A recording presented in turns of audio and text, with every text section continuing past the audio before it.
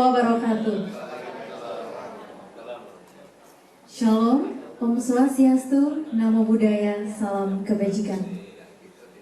Yang terhormat Wakil Ketua DPRD Provinsi Jawa Tengah Haji Sukirman SS, yang kami hormati Kepala LL Dikti Wilayah 6 Bimo Widyo Andoko SHMH, yang kami hormati Wakil Ketua Umum Koordinator Bidang Organisasi Kualitas SDM Hukum dan Komunikasi Kadin Jawa Tengah Dr. Haji Hasan Abdul Rozak SHCNMM, yang kami hormati CEO Edusif.id Astrid Widayani MBA, yang kami hormati Wakil Dekan 1 Sekolah Vokasi Undip Dr. Ida Hayu Dwimawanti MM, yang kami hormati Wakil Ketua Umum Bidang Pendidikan dan Kebudayaan Kadin Jawa Tengah Ibu Titi Agustina beserta Komite Tetap.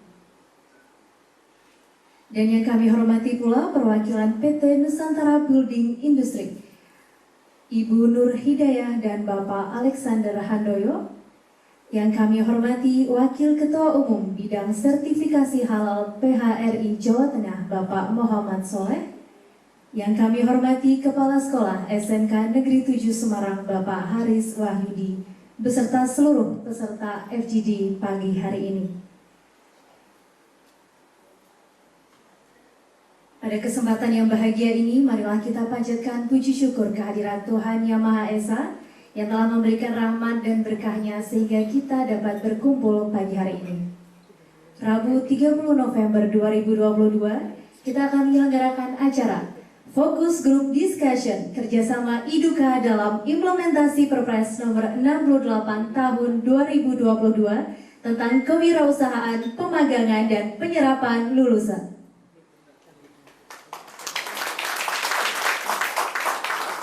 Nanti atau mau dibagi enggak ya, oke.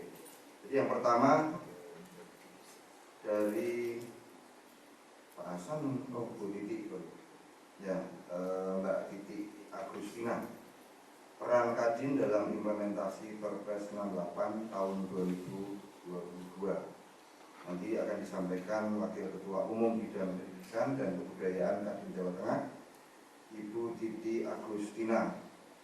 Dan yang kedua, nanti dari Wakil Dekan 1 Sekolah Vokasi Undip Ibu Dr. Ida Hayu Dwimawati MM. Oh, di belakang Bu.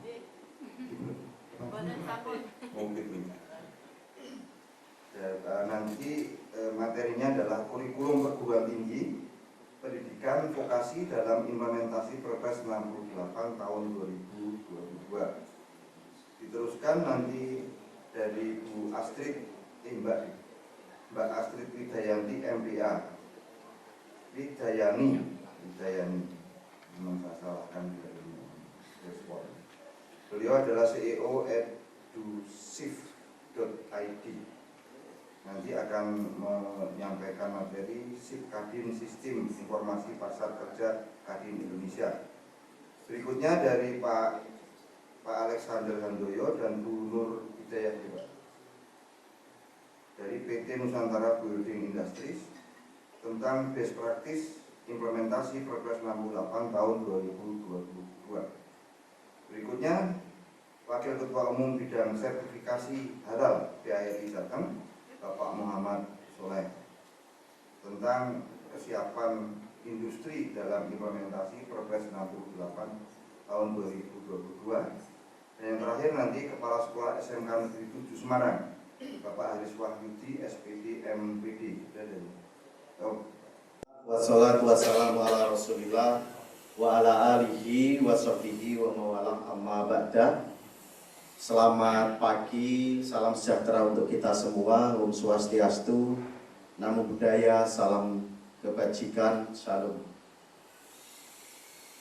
Yang saya hormati Bapak Ibu, para pengurus Kadin Jawa Tengah, sahabat-sahabat, Wakil Ketua Umum yang baru saja menyampaikan gagasan-gagasan pikirnya di forum ini, para narasumber yang saya hormati, ada Ibu Astrid, Bapak Alek, dan Pak Bimo, yang kita tunggu nanti materi-materi yang barangkali memang menjadi pemikiran bersama untuk kita jadikan rekomendasi kepada pemerintah. Sahabat-sahabat, para pelaku pendidikan yang saya hormati, banyak profesor di sini yang semuanya terpelajar. Mohon maaf tanpa mengurangi rasa hormat, saya tidak terlalu hafal untuk menyebut satu persatu. Seluruh hadirin yang berbahagia, yang saya banggakan. Alhamdulillah, puji syukur kepada Allah Subhanahu wa Ta'ala, Tuhan yang Maha Esa. Hari ini saya bisa kembali hadir di dalam forum Kadin Provinsi Jawa Tengah. Kemarin Senin kita sudah melakukan diskusi, kita mencoba melakukan advokasi terhadap nasib para nelayan kita. Hari ini kita akan berbicara tentang dunia pendidikan, khususnya terkait implementasi Perpres nomor 68 tahun 2022. Tentu kami menyampaikan terima kasih yang pertama kepada Kadin Jawa Tengah, meskipun saya juga ada di dalamnya sebagai pengurus, yang telah berinisiatif untuk melakukan kajian-kajian, diskusi-diskusi untuk memberikan pandangan-pandangannya, lalu kemudian merumuskan program-programnya yang kira-kira itu akan menjadi positif bagi perkembangan di bidang apapun, hari ini pendidikan, yang nantinya sungguh kami tunggu sebagai penyelenggara pemerintahan, rekomendasi-rekomendasi khususnya dari forum diskusi pada pagi hari sampai siang nanti, Bapak Ibu sekalian. Yang kedua, saya menyampaikan terima kasih kepada para peserta. Bapak Ibu, saya yakin sibuk hari ini, tetapi lebih memilih untuk berjuang bersama-sama hadir di forum ini, dan kami tentu saja mengapresiasi yang setinggi-tingginya, Bapak Ibu sekalian.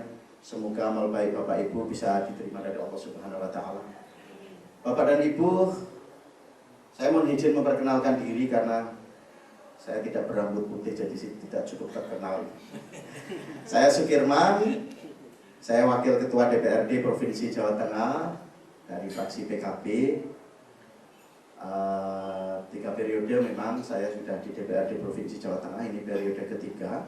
Daerah pemilihan saya Pekalongan, Pemalang, Batang, dan Kota Pekalongan. Sehari-hari selain juga ya ikut ini bersama Wakil Ketua Umum di Kadin, ikut bergabung di bidang pengelolaan CSR, kalau tidak salah saya diberi tugas oleh Ketua Umum. Juga saya mengampu olahraga sepatu roda Jawa Tengah sebagai salah satu cabang yang bisa diandalkan untuk meraih emas biasanya di Pekan Olahraga Nasional ataupun SEA Games. Itu kira-kira Bapak Ibu riwayat hidup saya secara singkat, posisi saya sampai hari ini. Nah, hari ini Bapak Ibu sekalian, tadi Wakil Ketua Umum sudah menyampaikan gagasan.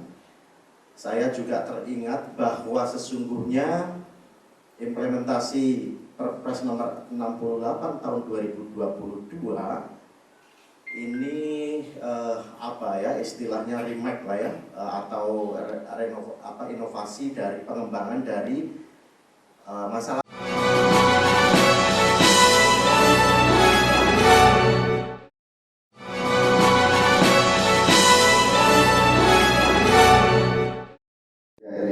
Bahasan ini Bapak Ibu senior kami juga di kepengurusan BPD BRI Jawa Tengah. Ya, jadi mohon izin Bapak-bapak dan ibu-ibu sekalian, di sini kumpul stakeholder pendidikan vokasi, Pak Bimo J, pendidikan vokasi, kemudian teman-teman praktisi industri juga, gitu ya. Rasanya komplit. Tadi di awal di sambutan Pak Hasan beliau sampaikan bahwa kalau PHRI itu sudah berjalan. Jadi kalau kami diberikan judul di situ Pak Adir, kesiapan gitu ya, kesiapan PHRI sudah lewat harusnya.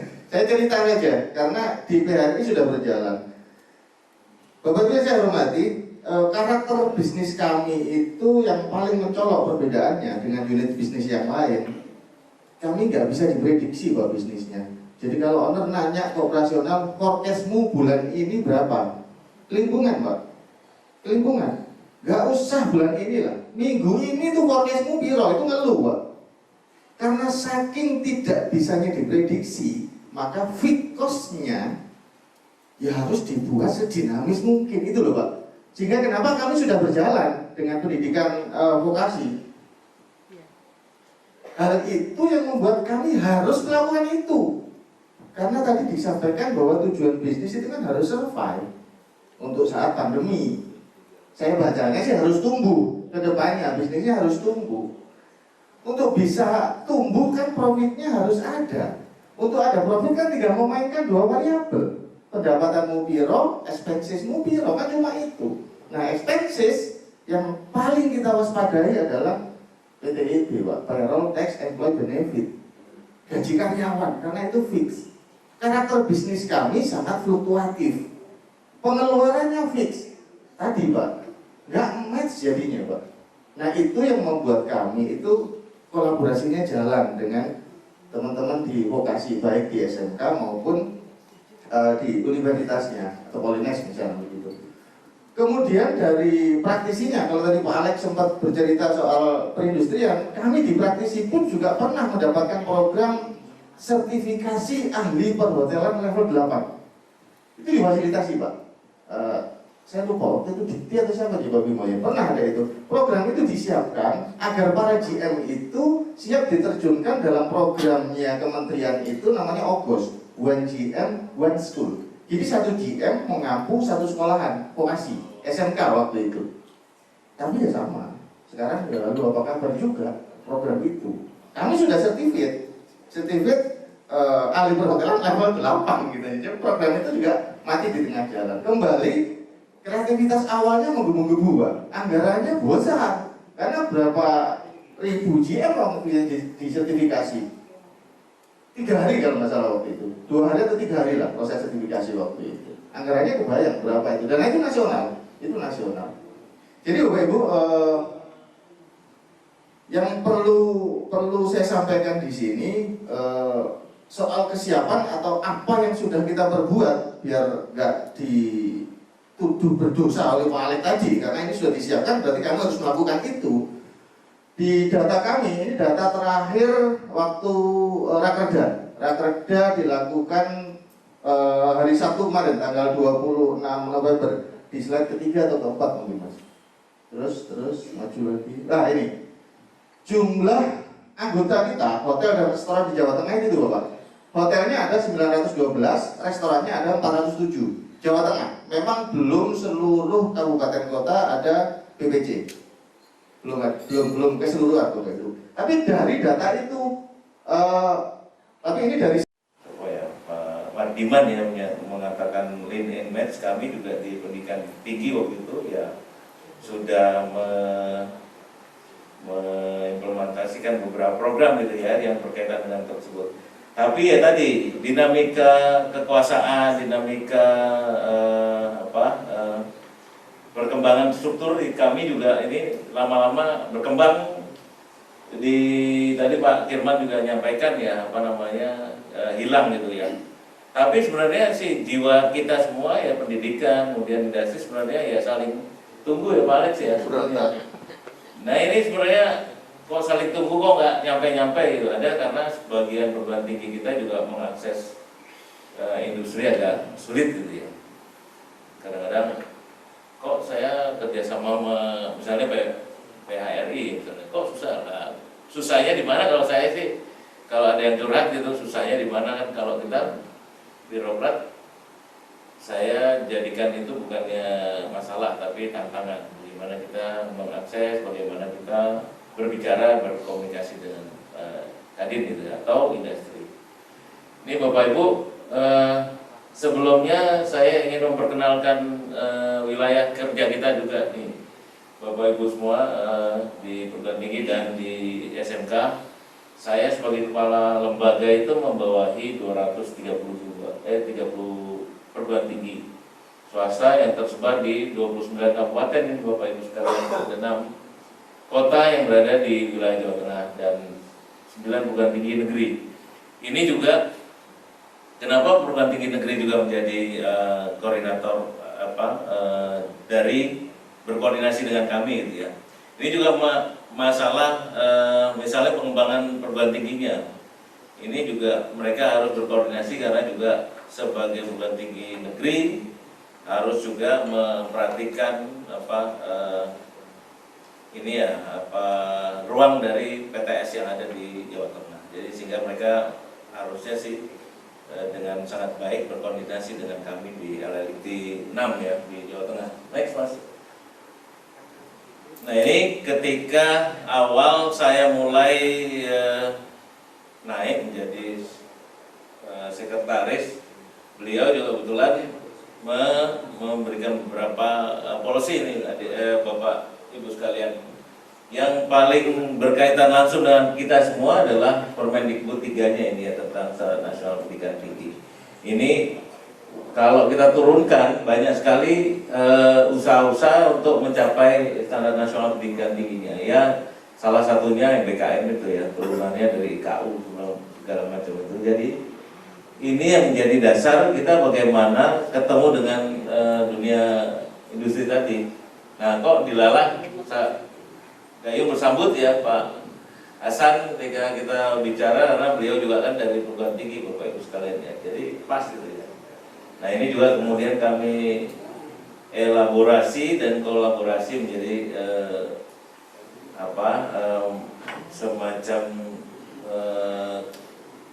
dokumen untuk bagaimana kita mengakses industri itu melalui Kadin gitu ya.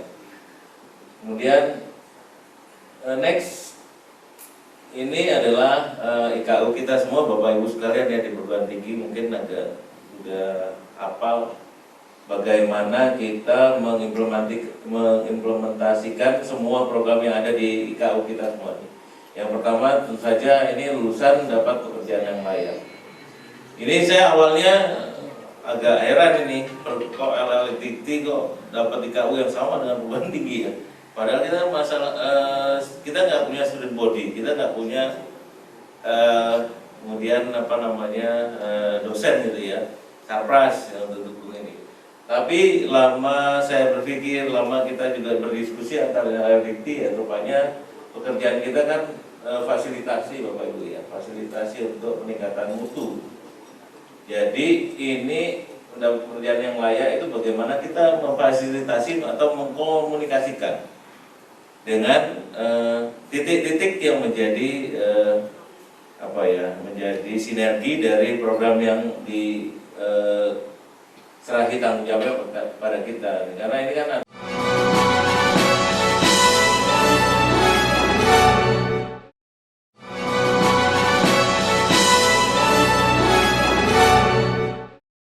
kualifikasi internasional. Kemudian Kadin bersama pengusaha kreatif menciptakan sebanyak-banyaknya inovasi dan teknologi siap pakai. Nah ini kami ingin mencoba menjawab dari misi yang memang sudah dimasukkan dalam misi Kadin. Kemudian, SIP Kadin ini kami berharap bisa menjadi jembatan emas Bapak Ibu. Baik melalui institusi pendidikan menengah dan tinggi. Ini masih di Surakarta ya, harusnya di Jawa Tengah Mas. Belum kita sesuaikan, jadi di Jawa Tengah dalam hal ini, dan dunia usaha dan dunia industri yang bergabung dengan Kadin. Jadi dari dua sisi. Ya itulah, karena saya manusia hybrid, saya di tengah-tengah, jadi saya bisa memiliki dua kacamata ke kiri dan ke kanan, sehingga SIP Kadin ini bisa tercipta Bapak Ibu. Kemudian keunggulannya apa? Beda kalau kita bandingkan dengan website biasanya. Kalau kita bikin website, kita masukkan database, kita masukkan data-data yang mutasi data, kemudian daftar lembaga pendidikan, daftar sertifikasi kompetensi. Nah, bedanya kita bisa mengupdate semua perkembangan, baik itu informasi kegiatan maupun sertifikasi, berita, sampai dengan data user itu secara real time, ya. Jadi bisa langsung terkoneksi gitu. Nah, secara advance pengennya jadi super web ya Pak ya. Nggak hanya web, tapi super web yang saya hormati. Ini kebetulan yang pernah ke sekolah vokasi Undip, ini mohon maaf kami tidak bisa menyebutkan satu persatu.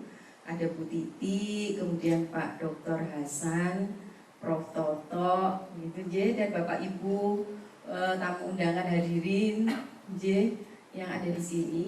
Saya mengucapkan terima kasih atas kesempatan yang diberikan kepada kami Sekolah Vokasi Undip.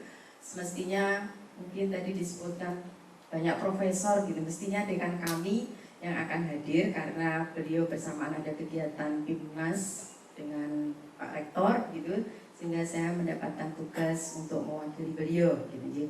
Mudah-mudahan tidak mengurangi rasa apapun gitu. Baik Bapak dan Ibu, ini mohon izin saya mendekati mahasiswa saya ini. Alhamdulillah Bu Titi ya, belum lulus sudah diterima di sini ya. Matur nuwun, ini mahasiswa sekolah vokasi Mbak Rani. Jadi yang titip sekaligus ini belum lulus sudah ada di sini gitu. Saya tadi mengintip, oh itu mahasiswa vokasi gitu ya. Baik Bapak dan Ibu, jadi kalau kami mendapatkan tugas kemarin, topiknya adalah kurikulum perguruan tinggi pendidikan vokasi dalam implementasi Perpres 68 tahun 2022. Kalau kita melihat substansinya, memang di sini menguatkan pendidikan vokasi, baik itu yang ada di tingkat menengah, SMK, kejuruan, dan yang ada pendidikan tinggi. Kemudian lanjut, Mas. Mungkin tadi modelnya berbeda dengan Ibu Titik gitu ya, mohon izin. Kalau kita berbicara Perpres itu tentang bagaimana isinya, kontennya itu adalah bagaimana kita pendidikan vokasi itu harus menyiapkan sumber daya manusia yang kompeten, berdaya saing, menghasilkan lulusan yang kompeten, mampu bersaing di masa kerja maupun berwirausaha, dan bersinergi dengan stakeholder. Bersinergi itu melebihi dari hanya kolaborasi dan kerjasama. Artinya antar stakeholder seperti tadi disebutkan pada Pak Sukirman dan Pak Hasan mungkin, bahwa kolaborasi antar stakeholder kita itu antara perguruan tinggi, pemerintah daerah, industri itu sangat diharapkan untuk mewujudkan link MMed dan menyiapkan sumber daya manusia lulusan kita yang siap kerja di dunia industri. Lanjut, Mas. Nah, tujuannya saya pikir tidak perlu saya sampaikan, bahwa pada intinya adalah bagaimana melakukan pembenahan pendidikan dan pelatihan vokasi secara menyeluruh dan terintegrasi, dan menjadikan sekolah vokasi adalah sesuatu yang strategis dan vital di negara kita tercinta ini. Sehingga tadi kalau disebutkan bahwa memang ada data yang menunjukkan lulusan SMK itu penyumbang pengangguran gitu ya, tetapi harapannya itu pada kondisi saat ini nanti tidak demikian. Demikian pula kami yang ada di perguruan tinggi. Walaupun itu menjadi tantangan kita, seperti yang disebutkan Pak Adi tadi, bahwa SMK itu memang desain historinya dulu itu adalah siap bekerja. Bahkan non sewu. Membanggakan kami dari SMK bisa diundang di acara FGD ini untuk menyampaikan beberapa hal tentang kurikulum SMK dalam implementasinya Perpres 68 2022. Bapak Ibu, saya dari SMK Negeri 7 Semarang.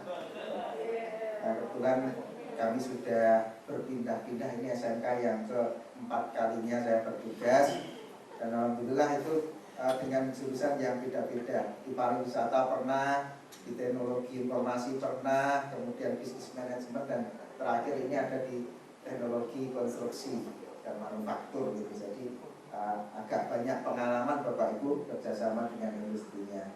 Yang membuat kami sedih dari SMK, hari ini tadi sudah disebut 3 kali SMK itu penyumbang pengangguran tertinggi, 4 kali dengan saya ikut sendiri ya. Dan setiap kali saya mengikuti workshop juga LCD itu sering kali disebut, sedih sekali Bapak Ibu ini. Nah itu mungkin barangkali latar belakang munculnya Perpres 68 ini, untuk ada sinkronisasi penelarasan dengan SMK dengan industri. Tapi apakah itu penyebabnya kurang selaras atau yang lain? Karena kalau kita dari SMK juga ada analisis lain. Murid kita itu lulus itu rata-rata umurnya 17 bahkan belum Pak. Jadi untuk syarat masuk menjadi tenaga kerja itu juga terhambat di Undang-Undang Ketenagakerjaan. Anak itu masuk sekarang banyak dimudah-mudahkan gitu ya. 6 tahun sudah masuk SD, sehingga SMK lulus masih 16. Itu mungkin salah satu itu. Kemudian tentang soft skill tadi atau hard skill itu tadi. Anak-anak kita itu pinter ya, pinter, kompeten, terampil, tapi kemauan motivasi kerjanya rendah. Cenderung pilih-pilih anak zaman sekarang itu, tidak mau ini, tidak mau kerja ini, ya. Cuma juga ada anak-anak kami itu yang bekerja tapi tidak kelihatan bekerja, yang ada di sektor pekerjaannya online, di rumah saja, itu entah terdaftar bekerja atau tidak, saya juga tidak tahu. Itu mungkin barangkali pengaruh dari tadi yang membuat kita sakit hati, tidak terserap, ya. Dan lebih diperparah lagi, ya mungkin data kalau SMK nasional jumlahnya 14 ribuan itu, ya 50% lebihnya itu di jurusan yang sekarang itu sudah tidak relevan lagi. Ada di bisnis manajemen, ada perkantoran, ya otomotif, itu karena gengsi, ya minat anak itu masuk ke SMK bukan untuk bekerja tapi gengsi. Oh, jurusan itu keren, itu barangkali salah satu. Bapak Ibu, berawal dari Perpres 68 ini pasal 8, ini mungkin rohnya di sini nih.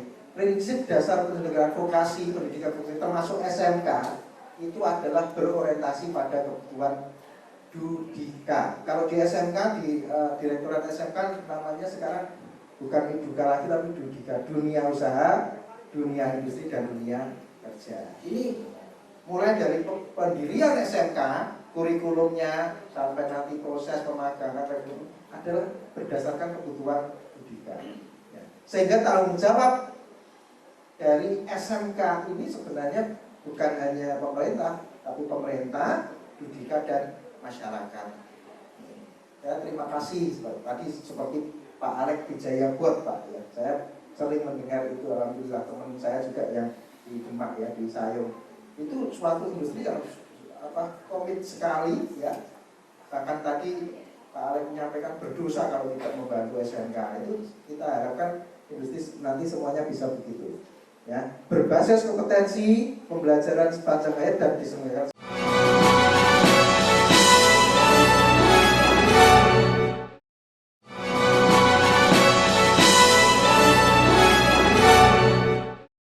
Programnya, bagaimana melaksanakannya dan bagaimana program pemagangan dijalankan.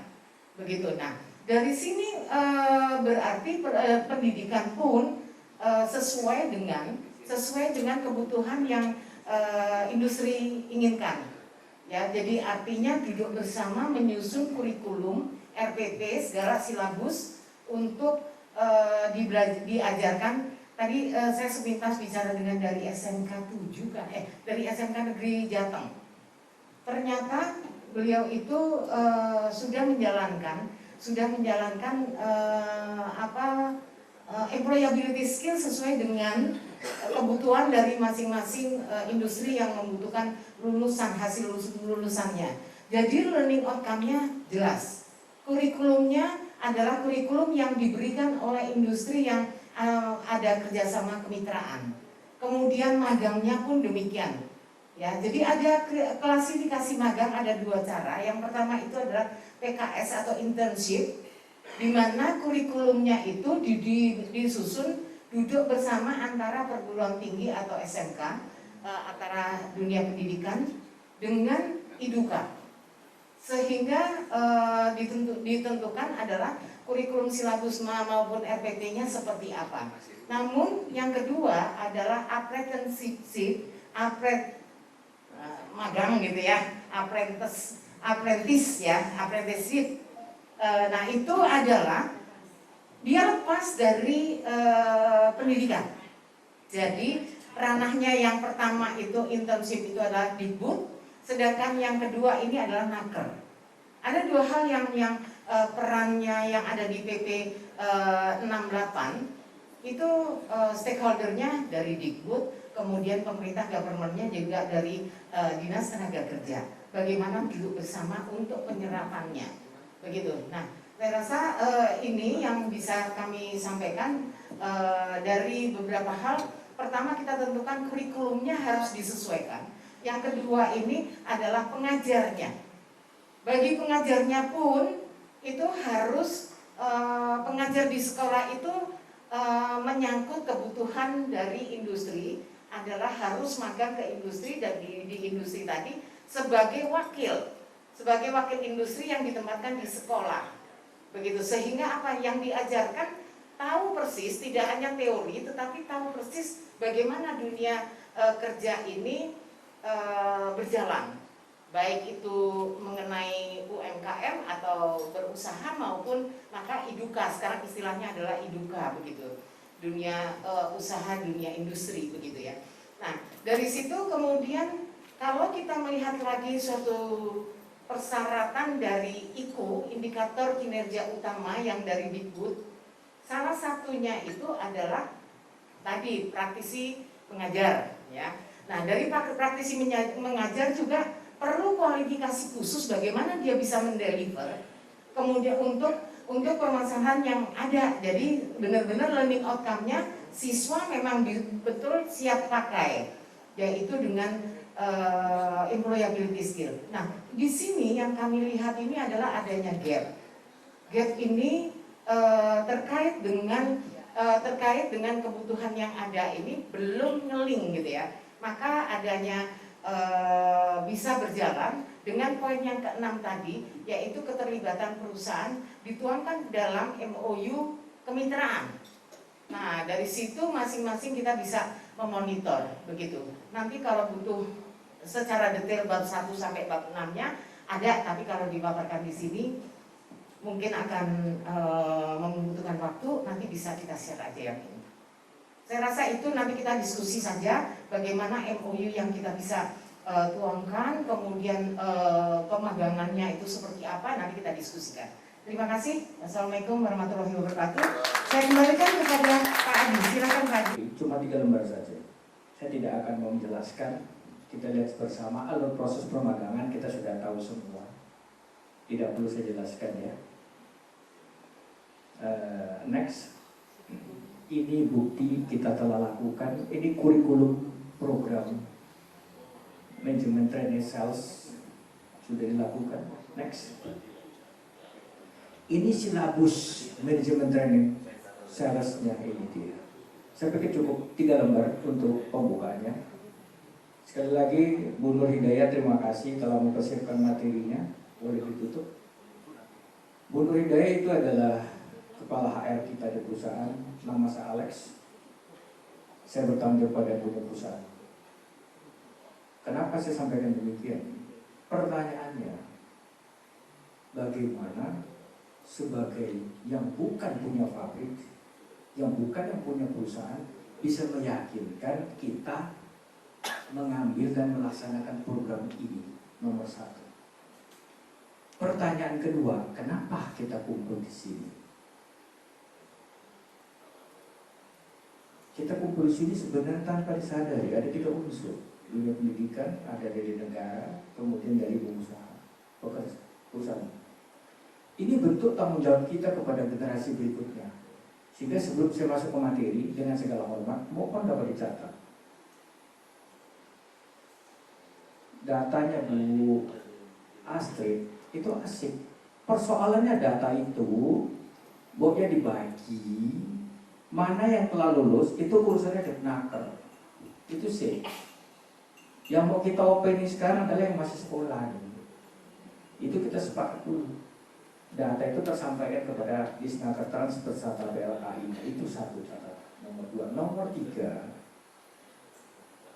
Judul yang kita sampaikan adalah judul best practice ataupun bagaimana praktek baik implementasi daripada Perpres ini. Itu yang memang penting. Itu yang ingin disampaikan. Bagaimana? Karena yang hadir di sini tidak semua pemilik perusahaan. Pemilik perusahaan rata-rata dia tidak mau tahu urusan begini. Keahlian kita menyampaikan amanah. Kita duduk di sini karena amanah undang-undang. Indonesia itu seksi banget kayak cewek 17 tahun. Kalau kita tidak mempersiapkan SDM yang baik, SDA kita habis bicara. Ini bentuk tanggung jawab moral kita, itu dulu sepakat.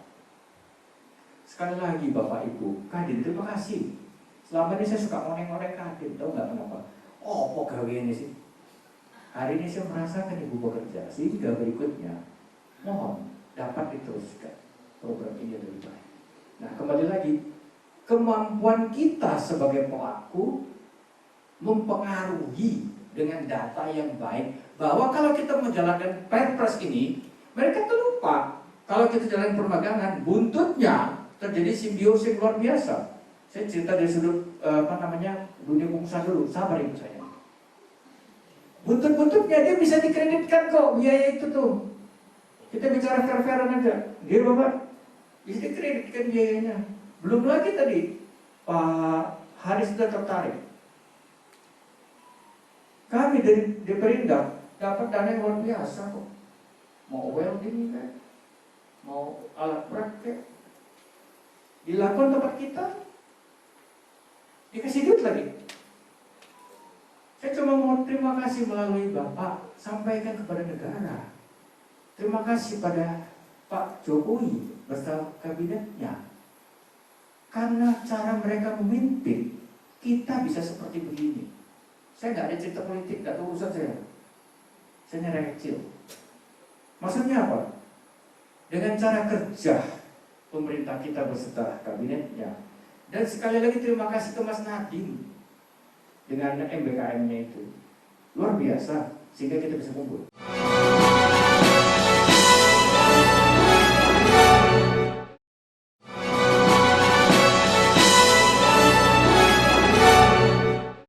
Itu ada yang namanya mapel pilihan, Bapak Ibu dari industri ini perlu besok. Anak itu boleh belajar kejuruan di luar jurusan yang dipilih. Nah, anak-anak jurusan perhotelan boleh belajar tentang pemasaran, boleh juga belajar tentang otomotif ya. Bahkan saya pernah anak otomotif itu belajar menjahit. Ternyata apa relevansinya? Mereka ingin punya usaha jok mobil. Nah, pelajaran pilihan ini betapa luasnya. Apapun boleh diajarkan asalkan itu nanti akan bisa dipakai untuk bekerja anak-anak SMK. Lanjut Bapak. Ya, apalagi yang kelas 12 dan 13. Ada yang di SMK 7, SMK Perbankan sampai kelas. Kenalkan, saya Lilis dari SMK 2 Semarang, Bapak. Lilis, Bapak. Lilis, lirik senyum. supaya disampaikan oleh Pak Heri itu juga ada realisasinya. Izin dari SMK 2 Semarang menyampaikan amanah menyampaikan amanah.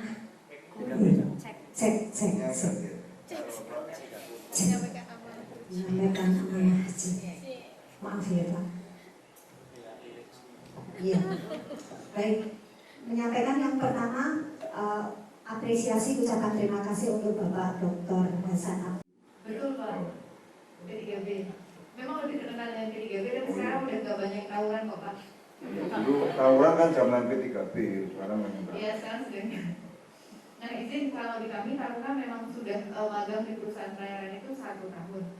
Permasalahan baru yang kami hadapi terkait IDK ini, Mas, sekarang tuntutan dari Kementerian Perhubungan mengizin kami sekolah di bawah Kementerian Perhubungan adalah dosennya juga diminta magang, Pak. Nah, itu mumpung ada banyak stakeholder di sini, mungkin juga harus dipikirkan juga dari Kadin untuk bisa memfasilitasi para dosen kami untuk bisa magang, terutama tadi sepertinya di perusahaan logistik ya yang berhubungan langsung dengan PIB Semarang, kira-kira begitu. Terima kasih. Assalamualaikum warahmatullahi wabarakatuh. Waalaikumsalam.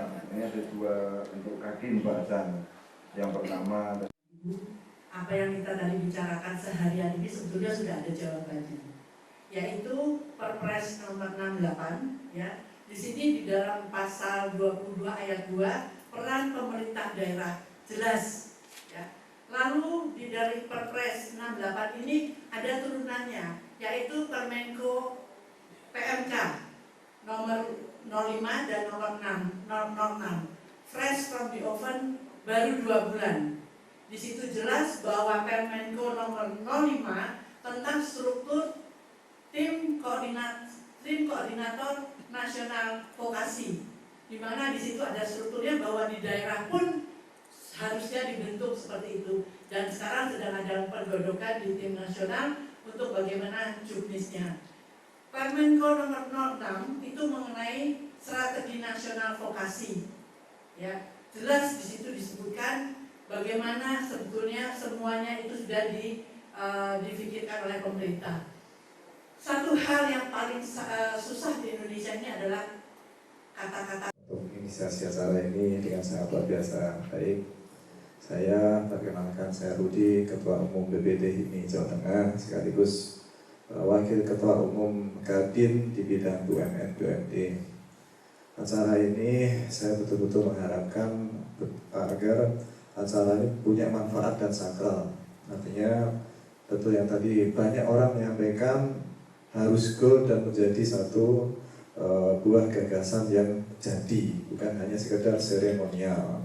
Tapi aku melihatnya juga tanda-tanda seremonialnya ini masih dapat gitu, karena ternyata juga banyak orang yang sudah go back dari meja ini. Sedangkan FGD ini kan forum untuk diskusi sebetulnya, tapi diskusi sama siapa? Karena beberapa narasumber juga udah balik juga. Jadi seperti saya melihat bahwa ini ada tanda-tanda yang tidak akan bisa untuk dieksekusi hari ini.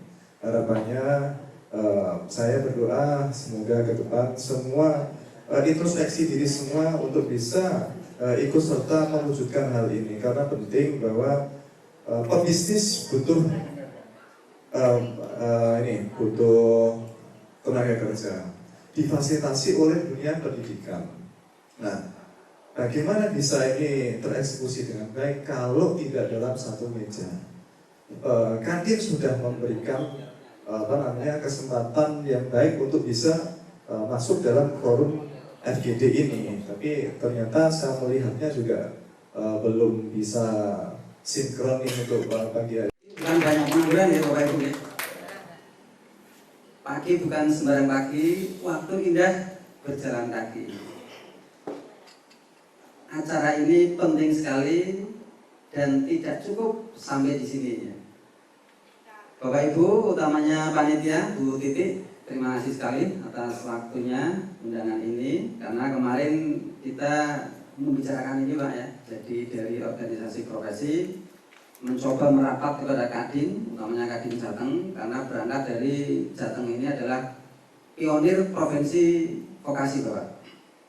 Sehingga saya lihat sejak lahirnya Perpres 68 2022 sebagai penyempurna Impres 9 tahun 2016 ya.